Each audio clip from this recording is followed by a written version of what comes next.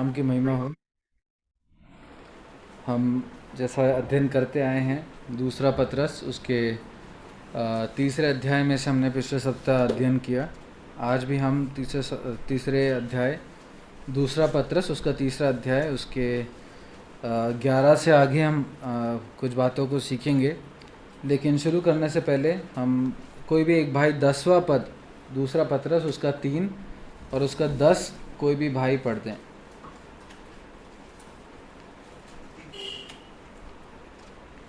परंतु प्रभु का दिन चोरों की नहीं आ जाएगा।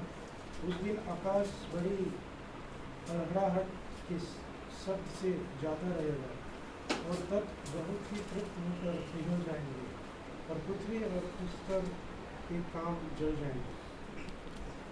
हमने पिछले सप्ताह इस एक विचार के साथ इस एक सीख के साथ हमने एंड किया था कि सब कुछ समाप्त हो जाएगा। उसमें लिखा है पृथ्वी और उस पर के काम जल जाएंगे। हमने इस बात को देखा था, अंत में देखा था कि सब कुछ जल जाएगा। यह सब जो हमें दिख रहा है, जो काम है, जो बिल्डिंगें हैं, जो इस धरती इस पृथ्वी पे जो कुछ है वो सब अंत हो जाएगा। और उसके अलावा हमने कुछ और बातों को देखा था कि प्रभु का दिन, जैसा कि 10वें पद में शुरू में हम पढ़ते हैं, परंतु प्रभु का दिन चोर की नाई आ जाएगा। प्रभु आने वाले हैं, प्रभु का दिन आने वाला है। हमने एक ये बात देखी थी। उसके अलावा हमने झूठे भविष्यवक्ताओं के बारे में देखा था, झूठे उपदेशकों के बारे में देखा था, जो मजाक उड़ाएंगे, जो शायद हम में डाउट बनाएंगे कि तुम्हारा प्रभु तो अभी तक आया नहीं, हम जैसा पहले से चल रहा है वैसे ही सब चलता आ रहा है, मगर प्रभु तो आते हुए दिख नहीं रहे। हमारे मन में संदेह लाने के काम करेंगे, हमारा मजाक उड़ाने का काम करेंगे। ऐसा हम उसके 3 से लेकर 7 तक हम इस बात को देखते हैं। और हमने ये भी देखा था कि जो ये मजाक उड़ा रहे हैं, जो झूठे भविष्यवक्ता हैं, जो झूठे उपदेशक हैं, प्रचारक हैं, उनका अंत क्या होगा। हमने ये कुछ बातें हमने पिछले सप्ताह देखी थी। अंत में हमने देखा था कि ये सब जल जाएगा, ये पृथ्वी की सब चीज़ें चली जाएंगी, पृथ्वी की सब बातें जल जाएंगी, सब उसके काम जल जाएंगे, सब खत्म हो जाएगा। हमने देखा था। आज हम उसके 11 से लेकर 18 तक पढ़ेंगे। सब लोग एक एक पद पढ़ सकते हैं, जितने भी 7 वर्सेस हैं, 8 वर्सेस हैं, आप लोग एक एक करके पढ़ सकते हैं। 11 से लेकर 18 तक दूसरा पतरस तीसरा अध्याय। तो जबकि ये सब वस्तुएं इस रीति से पिघलने वाली है, तो तुम्हें पवित्र चाल चलन और भक्ति में कैसे मनुष्य को होना चाहिए। और उनमें से जो जिनकी बाट किस रीति से होना चाहिए और उसके जल्द आने के लिए कैसा व्यक्ति करना चाहिए, जिसके कारण आकाश आग से पिघल जाएंगे और आकाश के गण बहुत ही तृप्त होकर जल जाएंगे। और उसकी प्रतिज्ञा के अनुसार हम एक नए आकाश और नई पृथ्वी की आस देखते हैं, जिनमें धार्मिकता वास करेगी। इसीलिए हे प्रियो, जबकि तुम इन बातों की आस देखते हो तो यत्न करो कि तुम शांति से उसके सामने निष्कलंक और निर्दोष ठहरे। और हमारे प्रभु के धीरज को उद्धार समझो, जैसे हमारे प्रिय भाई पौलुस ने भी उस ज्ञान के अनुसार जो उसे मिला है तुम्हें लिखा है।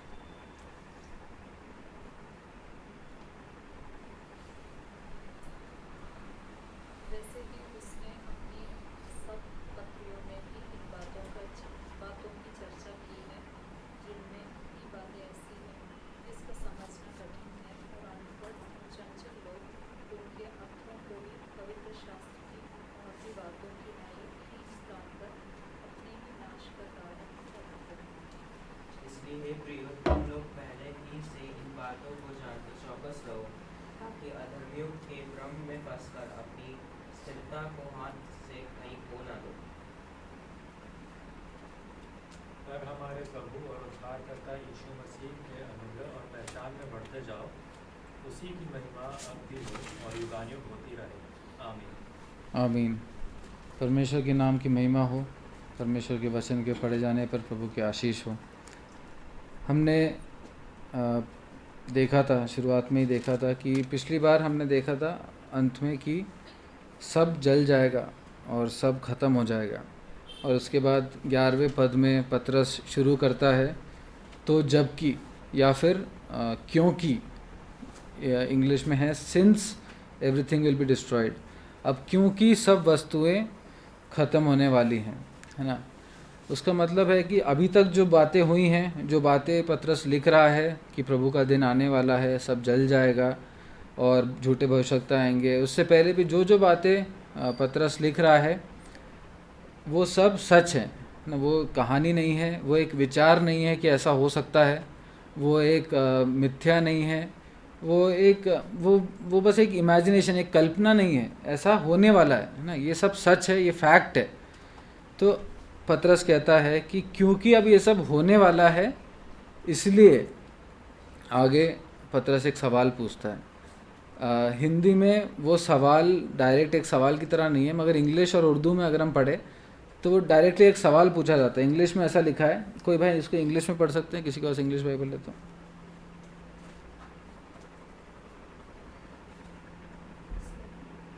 वर्स 11।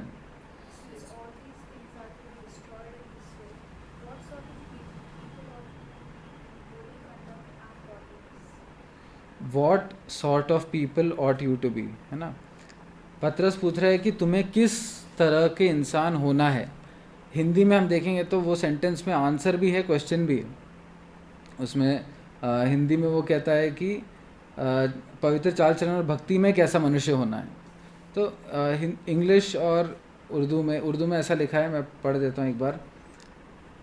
अब सोचे, अगर सब कुछ इस तरह ख़त्म हो जाएगा तो फिर आप किस किस्म के लोग होने चाहिए, हमें किस किस्म के लोग होने चाहिए, है ना। What kind of people ought you to be, हमें किस किस्म के लोग होने चाहिए। तो हम इसके उत्तर को देखेंगे, आगे पतरस ही देता है और उस बातों को सीखेंगे। लेकिन उससे पहले मैं आपसे एक सवाल पूछना चाहता हूँ कि भविष्य में क्या क्या होने वाला है, स्पेसिफिकली 10 और 18 पद के बीच में। दूसरा पतरस 3 अध्याय उसके 10 से लेके 18 पद के बीच में आप क्या देखते हैं, क्या क्या चीज़ें होने वाली है, भविष्य में क्या क्या होने वाला है।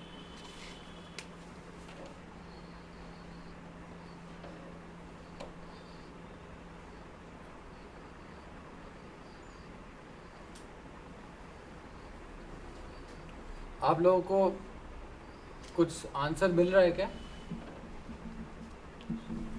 प्रभु आने वाले हैं। सबसे पहली बात 10वें पद में लिखा है कि प्रभु का दिन।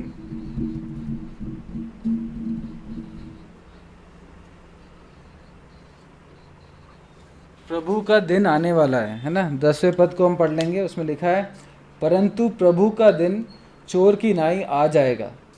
तो एक सत्य जो फ्यूचर में होने वाला है, जो भविष्य में होने वाला है, वो ये है कि प्रभु का दिन आने वाला है। उसके बाद और क्या मिलता है आपको?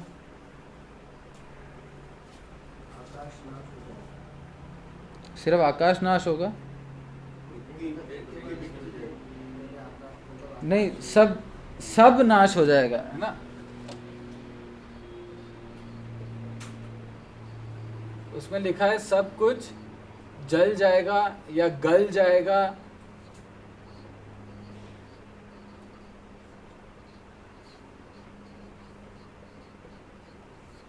तो सब कुछ जल जाएगा या गल जाएगा, एवरीथिंग विल बी डिस्ट्रॉयड। 10, 11 और 10 और 11 में हम पढ़ सकते हैं, और 12 में भी। और उसके अलावा और क्या होने वाला है फ्यूचर में पक्का? नया आकाश और नया आकाश और नई पृथ्वी।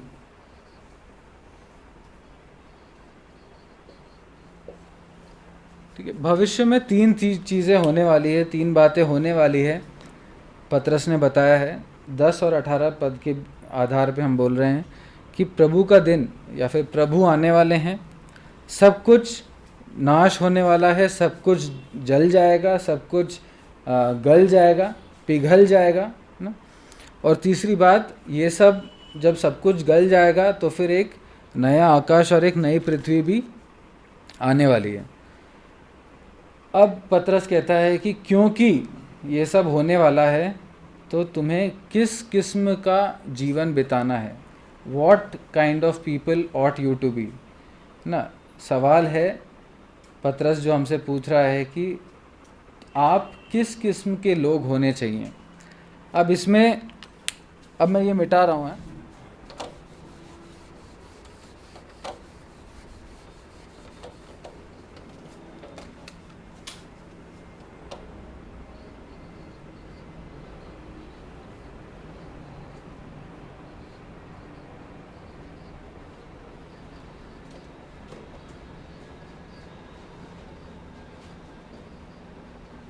हमें किस किस्म के लोग होना है, परमेश्वर हमसे क्या चाहते हैं।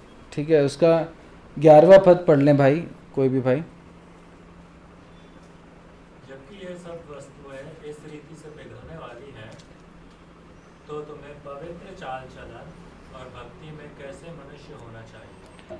तो सबसे पहली बात हम क्या सीखते हैं, आपके सामने है सब, बताइए। चाल चलन मतलब कैसा चाल चलन? पवित्र चाल चलन है ना, चाल चलन नहीं, पवित्र चाल चलन। और 11वां पद पढ़ा था ना अभी जॉयविन, अभी भक्ति, हाँ, पवित्र चाल चलन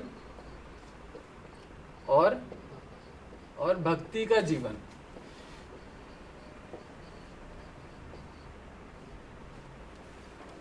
प्रभु हमसे चाहते हैं कि क्योंकि फ्यूचर में क्या क्या होने वाला है, भविष्य में क्या क्या होने वाला है, प्रभु का दिन आएगा, सब जल जाएगा, नए आकाश और नए पृथ्वी होना है। तो हमें कैसा जीवन जीना है? मैं सबसे पहली बात जो पतरस हमें बोलना चाह रहा है, पवित्र चाल चलन और भक्ति में जीना ना।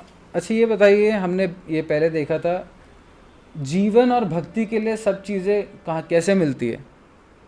एक सवाल हमने इसी अध्ययन में, मतलब इसी पत्री के अध्ययन में देखा था, जीवन और भक्ति के लिए सब चीज़ें कहाँ से मिलती है?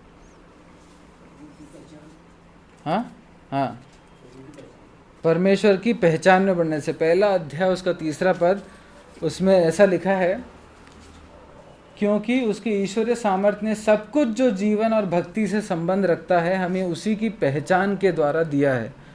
परमेश्वर की पहचान के द्वारा हमें भक्ति और जीवन के लिए सब कुछ दिया है।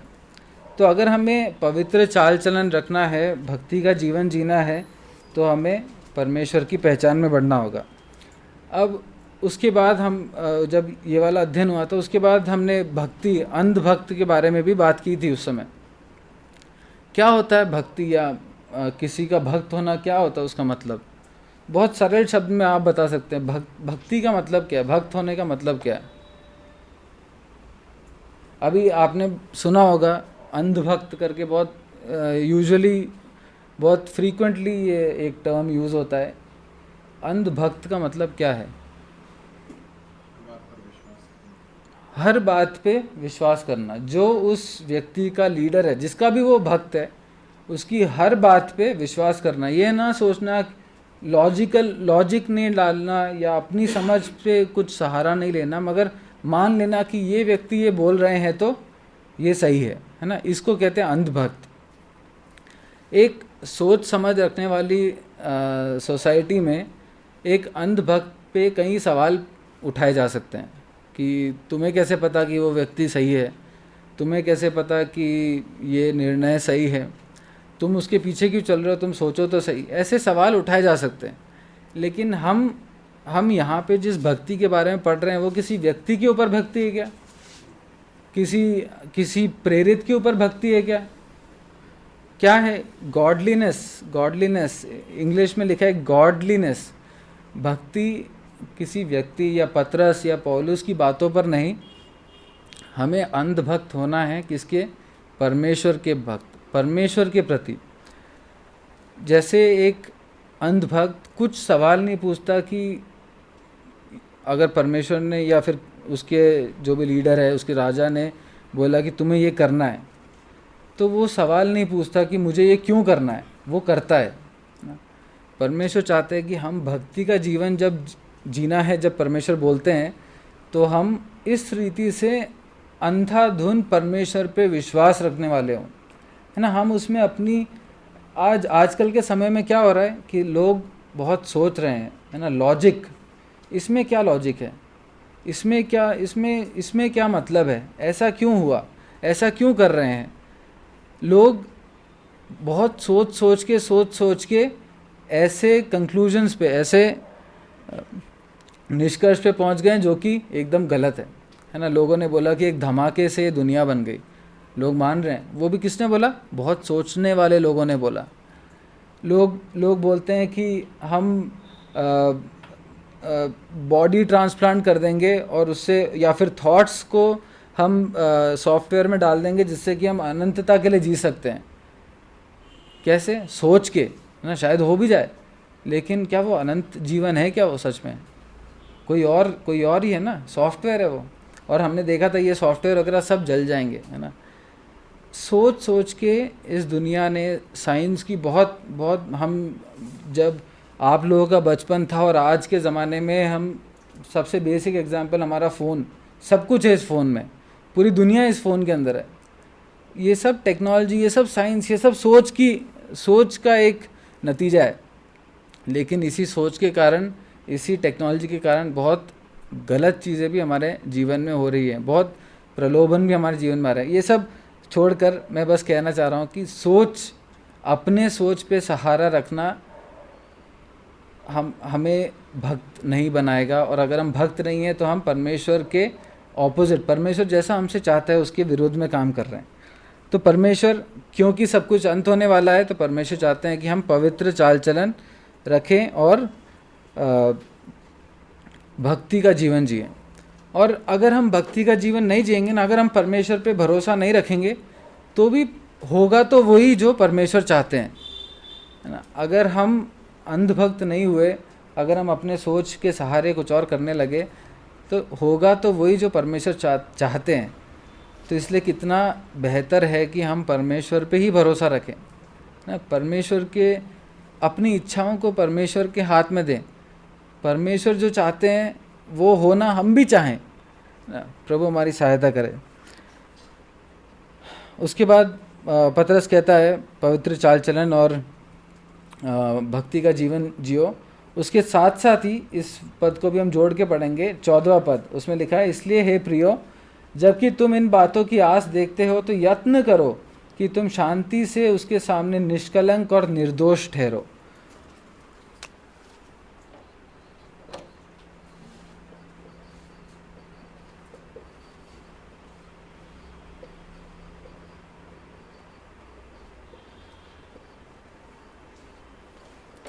निष्कलंक और निर्दोष। हमें परमेश्वर ने बुलाया है कि हम भक्ति का जीवन जिए, हम पवित्र चाल चलन रखें, लेकिन उससे पहले बहुत ज़रूरी है कि हम निष्कलंक और निर्दोष हों। और ये हम अपने खुद के कार्यों से, खुद के कामों से नहीं कर सकते, है ना। हम शायद डिसाइड कर सकते हैं कि मैं अब से निष्कलंकता का जीवन जीऊँगा, लेकिन इस शरीर में रहते हुए कई बार हम पाप कर बैठ सकते हैं। परमेश्वर हमसे चाहते हैं कि हम हर तरह का यत्न करें, मेक एवरी एफर्ट। तुम शायद पाप कर बैठोगे, लेकिन हर एफर्ट रखो कि तुम निष्कलंक और निर्दोष रहो। हम अपने कई बार क्रोध आ सकता है, कई बार हम दूसरों की कमियां देख रहे होंगे और अपनी कमियों को नज़रअंदाज कर रहे होंगे। कई बार और कुछ प्रलोभन आ सकते हैं, हम दुनिया के चीज़ों के पीछे भाग सकते हैं और हम परमेश्वर से दूर, परमेश्वर के वचन से दूर, प्रार्थना में समय बिना बिताए हम जी रहे होंगे। ये सारे कलंक, ये सारे दोष हम पर आ सकते हैं, हम में आ सकते हैं। ये सारे पाप हम कर बैठ सकते हैं शरीर में, इवन प्रभु को जानने के बाद। लेकिन प्रभु कहते हैं कि तुम हर तरह का यत्न करो। 14वां पद, यत्न करो कि तुम शांति से उसके सामने निष्कलंक और निर्दोष ठहरो। तुम परमेश्वर के साथ सुलह वाली एक सिचुएशन, एक कंडीशन पे आओ। परमेश्वर हमें माफ़ करने के लिए तैयार हैं, लेकिन हम कई बार अपने पापों को पहचानते नहीं हैं और कोशिश करते हैं कि हम एक पवित्र जीवन जिए। ऐसे में क्या होता है कि हम पवित्र जीवन जीने का ढोंग कर बैठते हैं, नाटक कर बैठते हैं। हम जब अकेले होते हैं तो ये निष्कलंकता नहीं होती हमारे साथ, निर्दोषता नहीं होती हमारे साथ। जब हम अकेले हो जाते हैं तो हम प्रलोभनों में पड़ जाते हैं, तो हम पाप में पड़ जाते हैं, दूसरों के प्रति बुरे सोच को रखने वाले बन जाते हैं। हम दूसरों की गलतियों को देखने में बहुत सेंसिटिव हो जाते हैं और अपनी गलतियों के प्रति हम कुछ नहीं करते। परमेश्वर पतरस के द्वारा हमसे कहता है कि पवित्र चाल चलन रखो, भक्ति का जीवन जियो, और अगर गलती करते हो तो यत्न करो कि सुलह हो जाए, परमेश्वर से माफ़ी मांगो। अगर हमारे बीच आज कोई भी है जो अगर एक पाप और एक परमेश्वर के विरुद्ध में एक जीवन जी रहे हैं, तो प्रभु हमारी सहायता करें कि हम परमेश्वर से माफ़ी मांग के हर अपनी तरफ से यत्न तो करें, एफर्ट तो डालें। एकलौता एफर्ट यही है कि हम अपने पाप को मान ले ना। हम सुधार और अब मैं सेल्फ कंट्रोल, ये सब हमसे नहीं हो सकता है ना। हम जब इस दुनिया में पाप नहीं था तो हम पाप कर बैठे थे, तो हवा पाप कर बैठी थी, तो फिर आज तो हर तरफ पाप है, हर तरफ पाप के चांसेस हैं, मौके हैं। तो इस समय हम खुद पे भरोसा ना करें, हम प्रभु के हाथों में अपने जीवन को दें कि प्रभु हम निष्कलंक और निर्दोष जीवन जी पाएँ। और पतरस ये नहीं कहता कि तुम उसको निष्कलंक और निर्दोष जीवन जीना सिखाओ, या पतरस यहाँ पे दूसरों के प्रति तुम उनको करेक्ट करो, उनको सही करो, उसके बाद तुम्हारा चाल चलन पवित्र हो जाएगा, ऐसा नहीं कहता। पतरस कहता है कि तुम अपने आप का खुद का चाल चलन, खुद को निष्कलंक करो, खुद को अपने गलतियों पर संवेदनशील, सेंसिटिव हो, है ना। जब हम गलती करते हैं तो हमें खुद समझ आए, और जब समझ आता है तो उसको छोड़ें। प्रभु हमारी सहायता करे। इसका मतलब ये नहीं है कि दूसरों के बारे में चिंता ही ना करें। हम सबको किसी न किसी अधिकार के क्षेत्र में प्रभु ने रखा है। शायद घर में पति या पिता होंगे, कलीसिया में अगुए हैं, ऑफिस में बॉस हैं, हमारे नीचे कोई ना कोई काम कर रहा होगा शायद। जहाँ पे भी रखा है, अगर हमारा जीवन निष्कलंक और निर्दोष नहीं है तो हमारे बच्चे, हमारी पत्नी, हमारे साथ काम करने वालों पे हम क्या बोल पाएंगे? कैसे हम उनको ट्रेन कर सकते हैं कि तुम पवित्र हो? कैसे हम अगली पीढ़ी को बोल सकते हैं कि तुम पवित्र हो? वो आज शायद कुछ नहीं बोले, कल बोलेंगे कि आप भी तो ऐसे करते हो।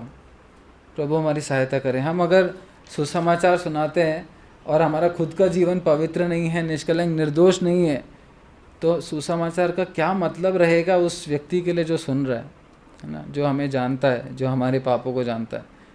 प्रभु हमारी सहायता करें। हम पहला पॉइंट हमने देखा, पवित्र चाल चलन और भक्ति का जीवन जिएं, और अपने आप को हर यत्न करें कि हम परमेश्वर से सुलह करें, परमेश्वर से माफ़ी मांगें और निष्कलंकता और निर्दोषता के जीवन जिएं। प्रभु हमारी सहायता करें। उसके बाद हम क्या देखते हैं? हमने 10, 11 और 14 पद देख लिए अभी। उसके बाद हम क्या देखते हैं और क्या करना है?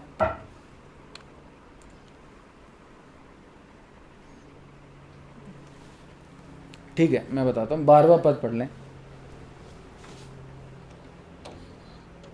12वां पद पढ़ लें कोई भी। और परमेश्वर के उस दिन की बाट इसी रीति से जोड़ना चाहिए और उसके जल्द आने के लिए कैसा यत्न करना चाहिए, जिसके कारण आकाश आग से पिघल जाएंगे और आकाश के गण बहुत ही तेज तप्त होकर गल जाएंगे। तो अब क्या बता रहे हैं पतरस? क्या करना है हमें? उस दिन की बाट जोना है ना। और भी कुछ लिखा है उसमें। उस दिन की बाट जोना हमारे करने के लिए। अगर मैं आपसे बोल रहा हूँ वो वर्ड्स पढ़े, तो आपको क्या समझ आ रहा है मेरे को क्या करना है इस वर्ड्स में? किस चीज़ के लिए? तो 2 चीज़ें हैं इसमें भी, है ना। पहला क्या है? उस दिन की बाट जोना है।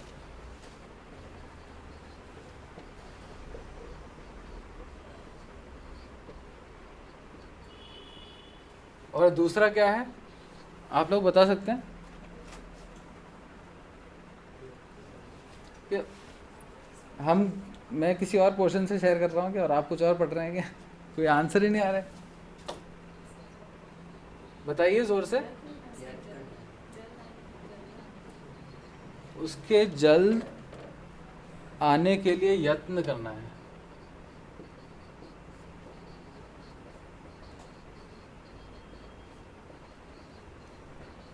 हम आराम से इसलिए कर रहे हैं ताकि हम सब समझें ना, ये इस पत्री के लगभग आखिरी चीज़ें हैं, तो उन्होंने शायद लेटर जब पढ़ा होगा तो भी आराम से ही पढ़ा होगा, ये फाइनल कंक्लूजन है इस लेटर का, है ना। तो दो चीज़ें इसमें पतरस कहता है कि उसके आने की बाट जोना है। एक एग्जाम्पल मैं आपसे शेयर करना चाहता हूँ।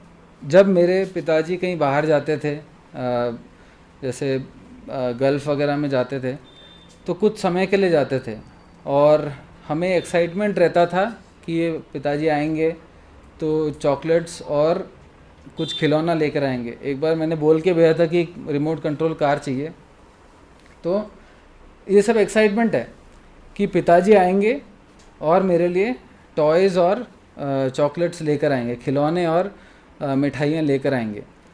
तो पिताजी के आने का एक्साइटमेंट है, मैं बाट जो रहा हूँ। लेकिन मेरे पिताजी बहुत बहुत पर्टिकुलर थे, बहुत स्ट्रिक्ट थे एक विषय में कि घर साफ़ सुथरा होना चाहिए, कि सोफ़े के कवर ढंग से रखे होने चाहिए, बेडशीट्स वगैरह एकदम रिंकल फ्री ढंग से बिछा होना चाहिए, किताबें यहाँ वहाँ नहीं पड़ी होनी चाहिए। ये रोज़ का था, लेकिन इस एक्साइटमेंट में भी हमारे मन में ये रहता था कि डैडी जब आएंगे वापस तो घर साफ़ होना चाहिए, है ना। तो शायद वरना शायद ये जो एक्साइटमेंट है वो कुछ और में बदल जाए, दुख में बदल जाए। तो मेरे एग्जाम्पल शेयर करने का ये मतलब था कि प्रभु के आगमन का हम सबको एक्साइटमेंट है ना। हम सब इंतज़ार कर रहे हैं, हम सब बाट भी जो रहे हैं, और हम सब अपनी प्रार्थनाओं में भी स्मरण रखते हैं, गीतों में याद रखते हैं कि प्रभु आने वाले हैं, है ना। हम नीले आसमां के पार जाएंगे। आज भी गा रहे थे अभी 200 नंबर जो गीत था, बाट जोते रहो। बाट जो रहे हैं, एक्साइटमेंट है, वेट कर रहे हैं, लेकिन उसके लिए तैयारी भी ज़रूरी है ना। एक पवित्र भय हमारे जीवन में ज़रूरी है। क्यों? क्योंकि परमेश्वर ने बोला है कि पवित्र चाल चलन और भक्ति का जीवन बिताना है। हम जब स्वर्ग पहुंच जाएंगे तब तो हम पवित्र होंगे, तब हम भक्त होंगे, तब हम निष्कलंक होंगे, निर्दोष होंगे। लेकिन प्रभु ने यहाँ के लिए बोला है कि ये तैयारी तो मेरे को चाहिए। क्या? पवित्र चाल चलन, भक्ति का जीवन, निष्कलंकता और निर्दोष होकर जीना। हम जब प्रभु के लिए बाट जो रहे हैं, हम जब एक्साइटेड हैं प्रभु के आने के लिए, है ना। हमारे जीवन में दुख हैं, हमारे जीवन में तकलीफ़ें हैं, लेकिन हम इस सब का अंत प्रभु के आगमन पे होगा, और हम उसके लिए बहुत आशा के साथ देख रहे हैं कि प्रभु आएंगे, है ना, मेरे प्रभु आएंगे। लेकिन उस एक्साइटमेंट के साथ, उस इंतज़ार के साथ बहुत ज़रूरी है कि हम तैयारी भी करें। जैसा प्रभु हमसे चाहते हैं हम वैसा जीवन जिए। हम अपने आप को साफ़ रखें। जैसा मैं क्या कहा कि डैडी जब आते थे तो हम घर साफ़ रखते थे, और रोज़ ऐसे ही होता था, खासकर तब तो होता ही था। क्यों? क्योंकि जब प्रभु आएंगे तो वो हमें किस स्थिति में पा रहे हैं ना। जब मेरे प्रभु आएंगे तो मैं क्या कर रहा हूँगा? आपने सोचा कभी? मेरे मन में कई बार जब मैं कुछ पाप का कार्य कर रहा हूँ, जब कुछ गलत कर रहा हूँ और सडनली मेरी आँख खुलती है कि मैं क्या कर रहा हूँ, तो मैं कई बार ऐसा हुआ मेरे मन में आया कि अभी अगर प्रभु आ जाते तो मैं कितना शर्मिंदा होता, है ना। शायद इतने क्षण नहीं मिलेंगे, प्रभु एक ब्लिंक ऑफ एन आई, पलक झपकते आ जाएंगे, इतना मैं सोचूंगा नहीं तब शायद। लेकिन जब ऐसा नहीं हुआ तो मेरे मन में आया कि अगर प्रभु मेरे को उस काम को करते हुए, उस विचार को मन में रखते हुए देखते अपने आते समय, तो कितनी शर्म की बात है ना। जिस चीज़ को प्रभु ने मेरे जीवन से हटाने के लिए अपनी जान दी, उसको ही मैं पाल के रख रहा हूँ, उसको अपने जीवन, और ख़ासकर जब प्रभु आ रहे हैं तब हम अपने जीवन में सेंसिटिव हो इन सब चीज़ों के लिए, पाप के प्रति, कि हम क्या कर रहे हैं, हम किन चीज़ों में अपने समय को बिता रहे हैं। प्रभु हमारी सहायता करें कि हम पवित्र चाल चलन और भक्ति के साथ प्रभु का इंतज़ार कर सकें। उसके बाद उसमें लिखा है कि उसके जल्द आने के लिए कैसा यत्न करना चाहिए। इसका मतलब क्या है? आपको क्या लगता है उसके जल्द आने के लिए कैसा यत्न करना है? इसका मतलब क्या है?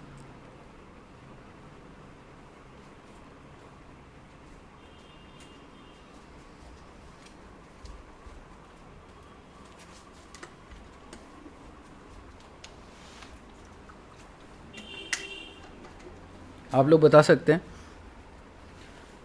हम कुछ करेंगे तो प्रभु आ जाएंगे जल्दी?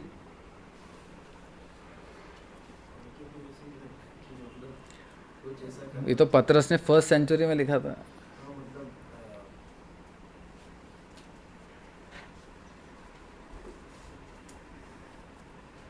ऐसा कुछ करना चाहिए कि प्रभु जल्दी आ जाए, तो मतलब हम प्रार्थना करें कि प्रभु जल्दी आए, इस प्रकार से विचार मिलता है। एक एग्जाम्पल के हेल्प से मेरे को जो समझ आया मैं बताना चाहूँगा। जब मैं नौकरी पे जाता हूँ, मेरी 8 से 3:30 की ड्यूटी रहती है, और आप लोग भी नौकरी पे जाते हैं, तो जिस दिन बिल्कुल काम नहीं होता उस दिन समय धीरे जाता है या तेज़ जाता है? Simple question. जिस दिन बिल्कुल काम नहीं होता, मेरे पास जैसे ज़्यादा पेशेंट नहीं आए, समय आपके पास समझ लो ज़्यादा कुछ लिखा पढ़ी या कुछ प्रोजेक्ट या कुछ भी नहीं है, तो समय कैसे जाता है? समय निकल जाता है क्या आराम से? समय निकलने में थोड़ा टाइम लगता है ना। ऐसा हम क्लॉक को देखते रहते हैं, अरे अभी तो 9:30 ही हुए हैं। कितनी बार मेरे साथ हुआ है कि 8:30 बजे ड्यूटी पे जाते हैं और ऐसा लगता है बहुत टाइम हो गया, टाइम देखते तो 1 आध घंटे ही हुआ होता है, उसके बाद 6 घंटे बचे हैं अभी। तो मैं जब ज़्यादा कुछ नहीं कर रहा होता तो समय आराम से जाता है, लेकिन उसके ऑपोजिट जब हम भयंकर बिजी चल रहे होते हैं तो कई बार ऐसे भी हुआ है कि क्लॉक देखा तो 2:30 बज गए। तो हमने समय को कुछ करा क्या? हमने समय बढ़ा दिया, मतलब हमने समय तेज़ कर दिया क्या? समझ रहे हैं मैं क्या कहना चाह रहा हूँ?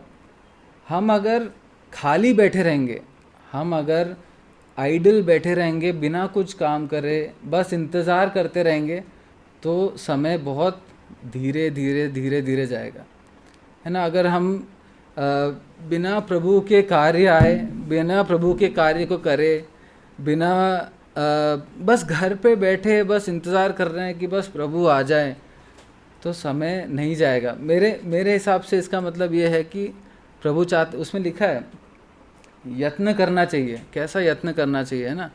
We have to work. प्रभु यीशु मसीह ने इस दुनिया में आखिरी कमांड जो हमें दिया वो ये है कि तुम जाओ, है ना, तुम रुको। ऐसा नहीं बोला प्रभु ने, ये नहीं बोला कि तुम रुको मैं आऊँगा, तुम इंतज़ार करो मैं आऊँगा।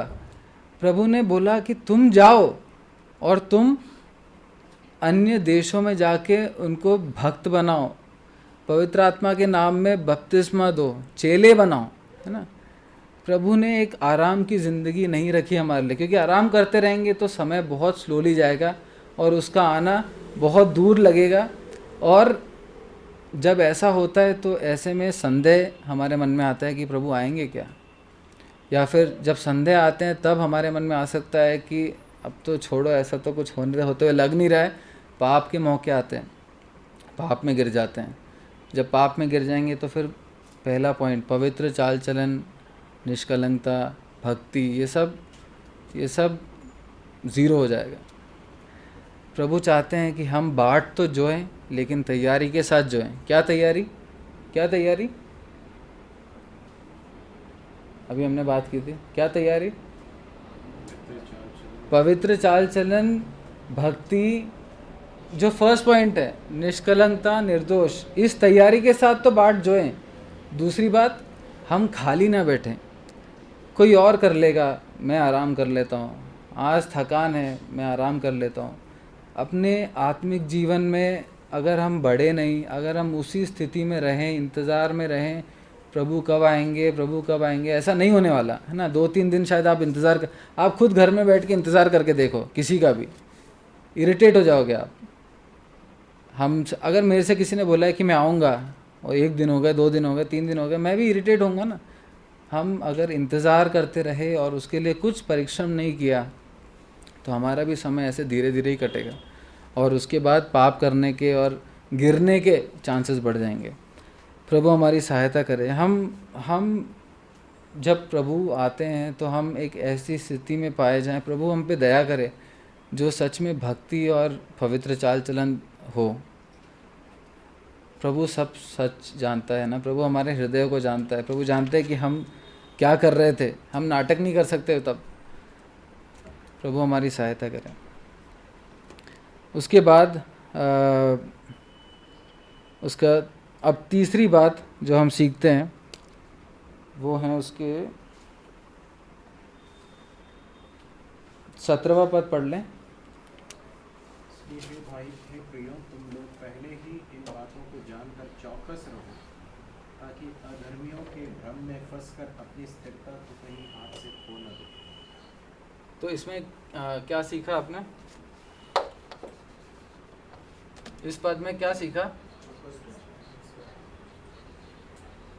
चौकस रहो।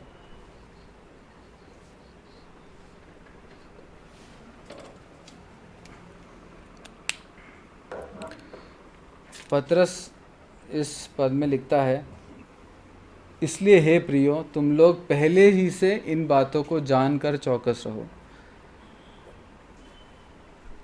पतरस ने ये सारी बातें कब लिखी? पहली सदी में लिखी है ना, प्रभु के जाने के कुछ वर्ष बाद लिखी।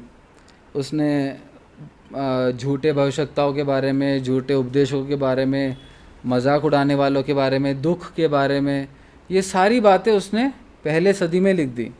इवन पौलुस और ये सारे जो सुसमाचार, ये सारी बातें उस समय पे लिखी गई हैं। पतरस क्या कहता है कि इसलिए हे प्रियो, तुम लोग पहले ही से इन बातों को जानकर। अच्छा, बच्चों में से कोई बता सकते हैं कि एग्ज़ाम में पहले क्वेश्चन आता है या आंसर्स आते हैं? क्वेश्चन आता है, मगर स्कूल में है ना, पूरी पढ़ाई में पहले क्वेश्चन आता है कि आंसर आता है? हमारे स्कूल में हम जब पढ़ाई कर रहे होते हैं तो पहले क्वेश्चन आता है कि आंसर आता है? पहले आंसर ही आता है ना। पहले हमारे टीचर्स हमको बताते हैं ना कि क्या लिखना है। पूछा क्या था? किसी ने पूछा आपसे? सबसे पहले दिन से हम एग्ज़ाम के दिन तक हम ये पढ़ते हैं कि क्या आंसर देना है, और उसके बाद भी हम फेल हो जाते हैं। क्वेश्चन तो वहीं से आया, क्वेश्चन तो उसी में से पूछा, लेकिन हम फेल हो जाते हैं। पतरस यहाँ कह रहा है कि तुम्हें पहले से ये सब जान लो, है ना। मैं तुमसे लिख रहा हूँ, पौलुस के बारे में भी लिखता है कि वो भी लिख रहा है। हम तुम्हें पहले से सिखा रहे हैं, पहले से बता रहे हैं, ताकि तुम चौकस रहो। अगर हम आंसर नहीं करेंगे क्वेश्चन में, एग्ज़ाम में, तो क्या होगा? आंसर नहीं करेंगे तो फेल हो जाएंगे। अगर 33% से कम आया तो स्कूल में फेल हो जाएंगे, 50% से कम आया तो नीट में फेल हो जाएंगे, प्रोफेशनल एग्ज़ाम्स में फेल हो जाएंगे। तो इसीलिए हम क्या सीखते हैं इसमें कि क्या करना ज़रूरी है? नहीं, चौकस तो बाद में रहेंगे जब आंसर पता। पहले क्या करना है? तैयारी क्या होती है? हम स्कूल में क्या बोलते हैं उसको? पढ़ाई करना, है ना। पढ़ाई करना ज़रूरी है। पतरस यहाँ हमें पढ़ा रहा है ना। और एक और सवाल, हम जब स्कूल जाते हैं तो अटेंडेंस मार्क होती है। तो अगर हम अटेंडेंस हमारी 75% के ऊपर है तो हम पास हो जाएंगे क्या? नहीं होंगे। देखो, वो टीचर पढ़ा रही है, अटेंडेंस भी है। सबसे पहली बात तो अटेंडेंस ज़रूरी है ना। अटेंडेंस ज़रूरी है। हम सबके स्कूल में, कॉलेज में अटेंडेंस का एक परसेंटेज है कि इतने % अटेंडेंस के ऊपर आना ही है, वरना पेपर ही नहीं देने, क्वेश्चन ही नहीं पूछे जाएंगे आपसे, आपको फिर से पढ़ाया जाएगा। ये होता है स्कूल कॉलेज में। तो अटेंडेंस ज़रूरी है, सबसे पहली बात। दूसरी बात, अगर अटेंडेंस है, टीचर ने पढ़ा भी दिया, तो हम पास हो जाएंगे क्या? नहीं होंगे। हैं? नहीं होंगे ना। हाँ बोल दो, नहीं होंगे ना। अनुग्रह नहीं होंगे ना। अटेंडेंस भी है, टीचर ने पढ़ा भी दिया, लेकिन फिर भी हमारे फेल होने के चांस है। तो उसके लिए क्या ज़रूरी है कि हम नोट्स बनाएं, है ना, हम लिखे कि हमने क्या सीखा। हम तो कल भूल जाएंगे, किताब तो है, और स्कूल की किताब में तो फिर भी जो चीज़ आज पढ़ी वो कल भी सेम ही रहेगी। बाइबल में ऐसा नहीं है। बाइबल में आज जो हम भाग पढ़ रहे हैं ना, शायद हम कल उसमें से कुछ और सत्यों को देखेंगे। तो क्या पुराना भूल जाए? क्या सिर्फ नया लिखें? नया भी ना लिखें, सब कुछ भूल जाए? हम लिखना ज़रूरी है। और तीसरी बात, अटेंडेंस ज़रूरी है, नोट्स बनाना, लिखना ज़रूरी है। तो अटेंडेंस, टीचर की पढ़ाई, नोट्स, ये सब हो गए तो हम पास हो जाएंगे क्या? पास हो जाएंगे क्या? नहीं होंगे। क्यों? क्योंकि अभी तक क्या नहीं हुआ? एग्ज़ाम नहीं हुआ ना। एग्ज़ाम में फिर भी पास होना है तो जो नोट्स बनाए थे उसको पढ़ना पड़ेगा, जो ये बातें लिखी हैं उसको फिर से पढ़ना पड़ेगा, रिवाइज़ करना पड़ेगा। हम एग्ज़ाम से पहले कितनी मेहनत करते हैं, हमारे कुछ दिन के फ्यूचर को डिसाइड करता है वो, हमारे एग्ज़ाम्स। उसके लिए हम अपने बच्चों को खुद भी अटेंडेंस पूरी रखते हैं, हम नोट्स बना के पढ़ते हैं, हम लिखते हैं, हम रिवाइज़ करते हैं, हम निमोनिक्स बनाते हैं, ऐसे याद करने के तरीके बनाते हैं ताकि मेरे को ये क्वेश्चन का ये आंसर है, ये याद रहे। और उसके बाद जब एग्ज़ाम आता है तो एग्ज़ाम लिखते हैं, है ना। मैंने अभी रिसेंटली दिया था, ये सब मैंने अभी भी किया था। और उसके लिए हमारे उस एग्ज़ाम को देने के लिए एकेडमिक क्रेडिट पॉइंट्स चाहिए होते हैं। 120 क्रेडिट पॉइंट्स होंगे तो ही हम एग्ज़ाम में बैठ सकते हैं।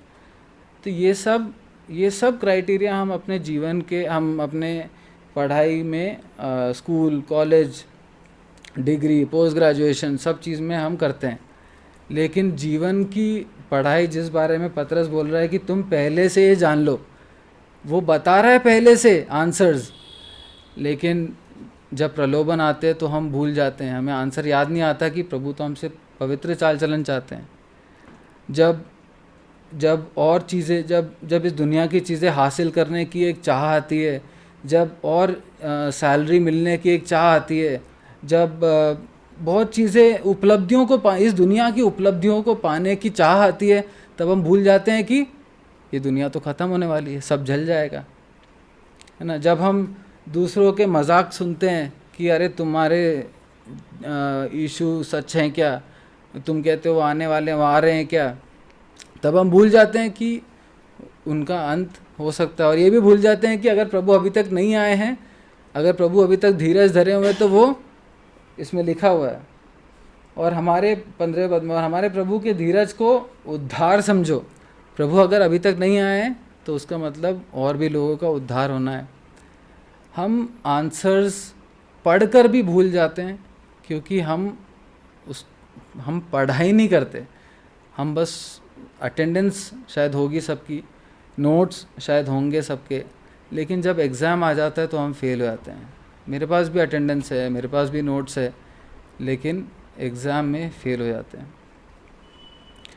प्रभु हमसे चाहते हैं कि हम सच में पढ़ने वाले, हम आज क्या कर रहे हैं, बाइबल अध्ययन के लिए हम एकत्रित हुए हैं, हम पढ़ने, अध्ययन करने वाले बने ना। पतरस इन वचनों से हमें बता रहा है कि पढ़ो, है ना, याद करो ये सब।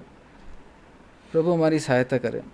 समय समाप्त हो गया, बस एक आखिरी बात और देख के हम एंड करेंगे। आखिरी चीज़ जो पतरस हमसे चाहता है वो क्या होगा, आप लोग बता सकते हैं। अब ये तो आपके सामने ही है, हम 17वें पद तक पहुंच गए हैं। आखिरी चीज़ पतरस हमसे क्या कहना चाहता है?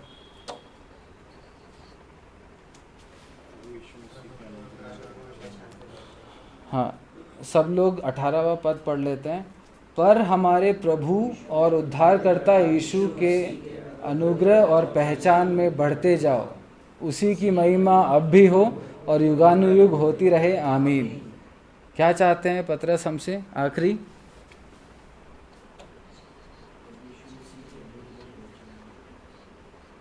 प्रभु यीशु मसीह के अनुग्रह और पहचान में बढ़ो।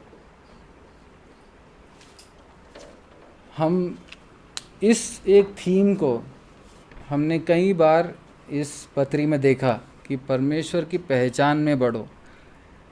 तुम्हारे लिए जीवन के लिए सब कुछ उसी से मिलेगा, तुम्हारी भक्ति के लिए सब कुछ उसी से मिलेगा। बार बार पतरस बोल रहा है पहचान में बढ़ो, परमेश्वर की पहचान में बढ़ो। अंत में भी पतरस हमसे ही कहता है कि परमेश्वर की पहचान में बढ़ो। इस पूरे लेटर का थीम, इस पूरे पत्री का थीम और इस पत्री के आखिरी पद सब कुछ एक ही बात है। ये सब करने के लिए है ना, ये पढ़ाई क्यों है? परमेश्वर की पहचान में बढ़ने के लिए। पवित्र चाल चलन कैसे होगा? परमेश्वर के पहचान में बढ़ेंगे तो। प्रभु हमारी सहायता करे। हम यहीं पे समाप्त करेंगे। हम जैसा कि हमने सबसे पहले देखा कि भविष्य में क्या होने वाला है, ये पक्का है कि प्रभु आने वाले हैं, प्रभु का दिन आने वाला है, सब कुछ जल जाएगा, सब कुछ ख़त्म होने वाला है, एक नया आकाश, एक नई पृथ्वी आने वाली है, ये सब पक्का है। और इसलिए ज़रूरी है कि हम पवित्र चाल चलन में जिएं, हम निष्कलंक और भक्त होके जिएं, हम परमेश्वर की बाट जोएं, तैयारी के साथ जोएं, हम परमेश्वर के लिए यत्न करें, प्रयत्न करें कि उसकी आने को हम और भी जल्दी कर सकें। प्रभु हमारी सहायता करें। हम पढ़ाई करें, हम इसे पढ़ेंगे तो ही हम चौकस रहेंगे, है ना। चौकस रहने के लिए ज़रूरी है कि हमें पता हो कि किन से चौकस रहना है, किससे अपने आप को गार्ड करना है। उसके लिए इस वचन को पढ़ना ज़रूरी है और हम परमेश्वर की पहचान में बढ़ें। प्रभु हमारी सहायता करें। परमेश्वर के नाम की महिमा हो।